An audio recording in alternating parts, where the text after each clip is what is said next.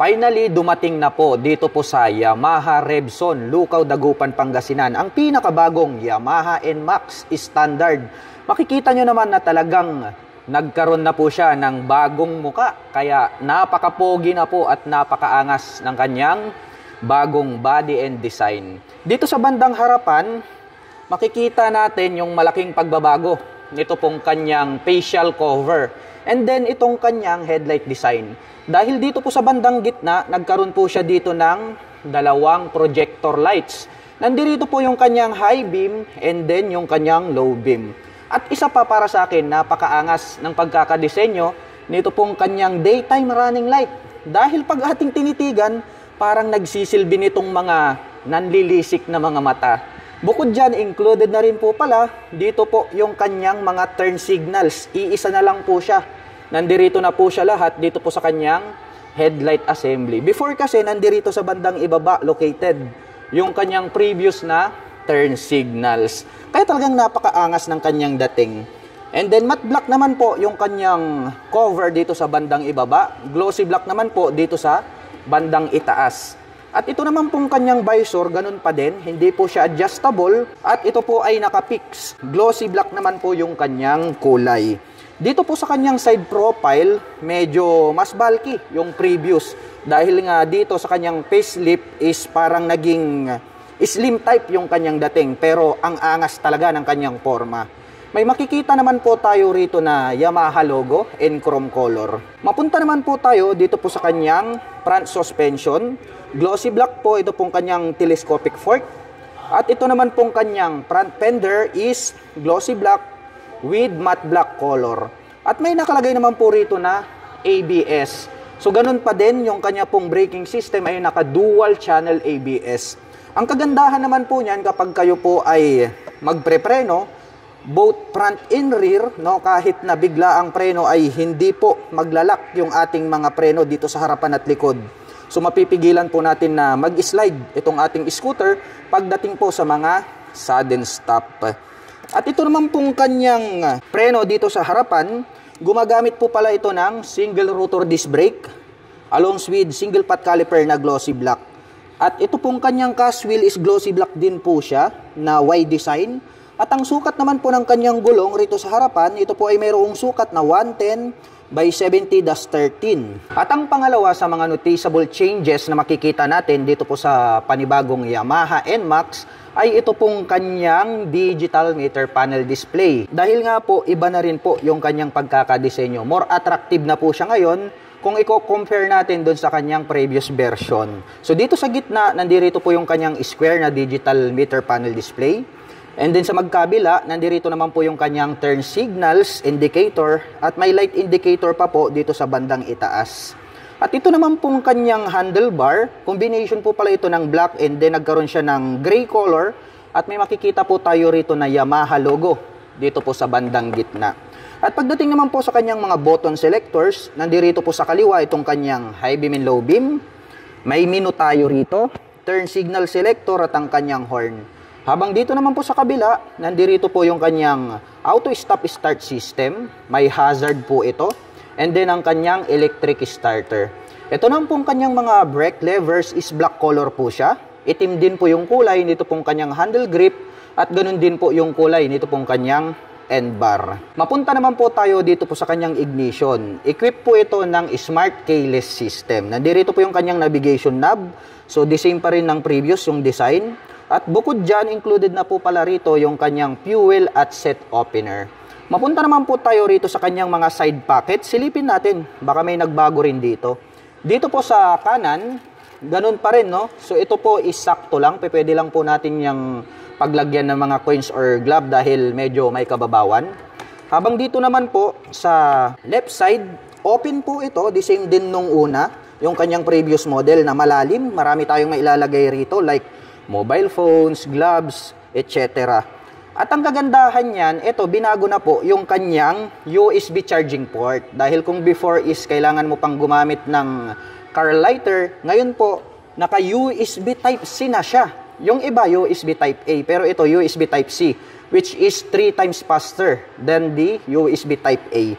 Kaya naka-fast charging na po ngayon yung naka-built-in na USB charging port dito po sa bagong Yamaha NMAX 155. At ito pong kanyang fuel tank ay located po rito sa bandang gitna. Kaya pag kayo po ay magpapagas, ay more accessible po siya. At ito po pala ay mayroong fuel tank capacity na 7.1 liters. At mayroon naman po itong fuel consumption na around 40 to 45 km per liter. Depende po yan sa throttle hobby ng rider. Ito po palang kanyang middle part na pairings is combination po ng silver, black, and then parang mayroong pagka-metallic na black dito po sa kanyang side profile. At ito pong kanyang upuan, simple lang naman po siya. The same lang din dun sa nauna. Rough naman po siya kaya hindi ka dudulas dito. Malambot kaya masasabi ko na more comfortable tong sakyan. Buksan naman po natin ito pong kanyang underseat compartment para maipakita ko sa inyo. Ito pong kanyang seat storage. Malalim din po siya. Sa tansya ko is kasyang-kasya po yung isang full face helmet dito. At bukod dyan, marami pa po tayong mailalagay dito na additional like jacket or gloves. At dito po pala located yung kanyang battery compartment sa bandang itaas. Kaya nating to worry about pagdating ng mga rainy season dahil pwede naman natin siyang ilusong sa mga matataas na tubig na hindi naman aabutin itong ating battery at walang masisira na other parts nitong ating scooter. At napansin ko lang, pagbukas ko po nito pong kanyang upuan, dito sa bandang gilid, nagkaroon po pala siya rito ng touch ng carbon. Which is kahit sabihin natin na hidden na yung kanyang location, is mayroon pa rin po siyang mga additional effect dito gaya nitong carbon finish. Kaya more attractive din po siya para sa ating mga paningin. Ito pong kanyang integrated na grab bar, ganun pa rin sa previous. Ito po is makapal at matibay. Black color naman po siya. Ito naman pong kanyang pillion board. Mayroon po siyang rubber cover on top and then maluwag po ito. At mayroon po yung footrest extension. Ngayon naman po ay susubukan nating sakyan para maipakita ko sa inyo kung gaano kaluwag. Ito pong kanyang pillion board. Ayan, occupied na occupied niya po yung aking paa. At ang kagandahan yan, kapag pagod na po at nangangalay na itong ating mga paa, pwede natin yang i-stretch. At ang lawak po nitong kanyang footrest extension. Kaya talagang more comfortable tayo pagdating sa mga long rides driving situation. At ang isa po sa mga binago dito po sa bagong Yamaha NMAX, mapapansin natin agad yung pagkakadesenyo nito pong kanyang main tail light dahil hindi na po siya kagaya ng previous version.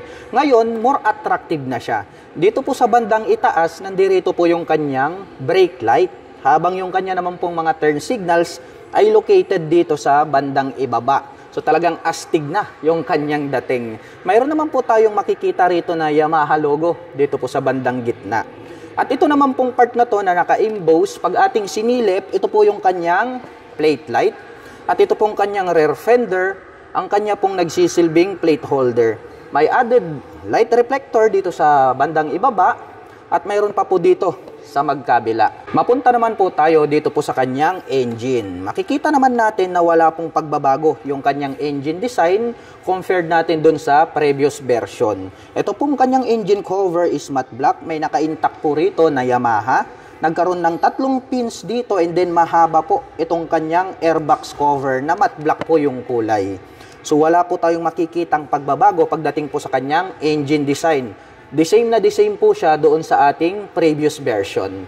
At dito naman po, makikita natin ito pong kanyang pillion step na chrome color, which is hindi po yan nagpipade and then hindi po siya nagrarust. Nandito naman po yung kanyang side stand. Ang ganda rin pala nitong kanyang spring. Glossy black naman po yung kulay nito pong kanyang center stand. Dagdag ko lang, equip na rin po pala ito ng side stand engine cut-off switch.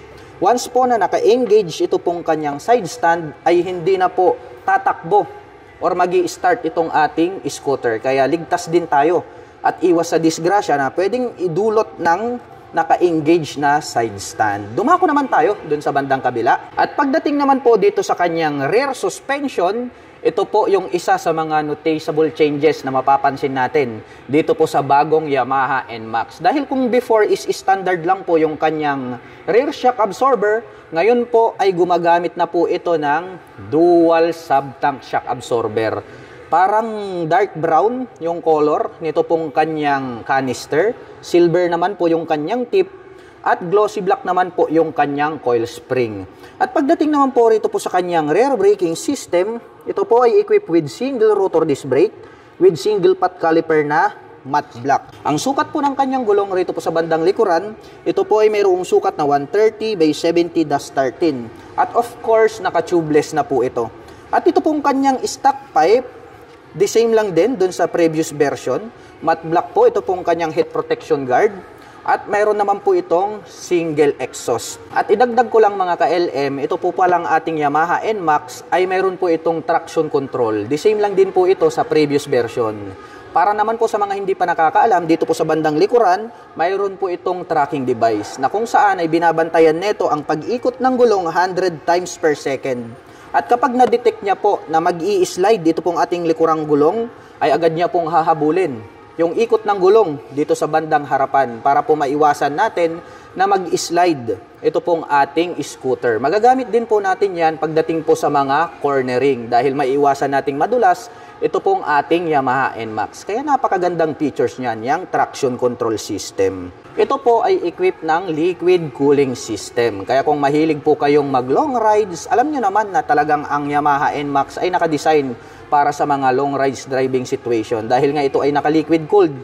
Kahit na maghapon magdamag ay pwede nating ibabad. Dahil nga maaasahan ng liquid cooled pagdating po sa mga malalayong biyahe. At dito po pala sa kanyang side profile, napaka-bulky. And then makikita natin dito yung NMAX na 3D emblem na chrome color, which is very attractive po para sa ating paningin.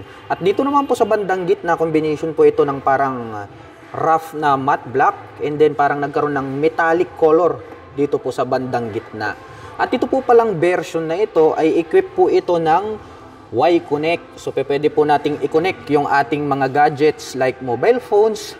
And then, ma-access na po natin yung kanyang internal system. Ang magandang benefit po nito pong kanilang Y-Connect, kapag nakakonect po sa ating mga mobile phones, ay ma-check po natin yung ating last parking location, yung mga engine error, etc. At ngayon naman po ay susubukan nating sakyan ng pinakabagong Yamaha NMAX para maipakita ko naman sa inyo kung gaano nga ba kataas itong bagong NMAX.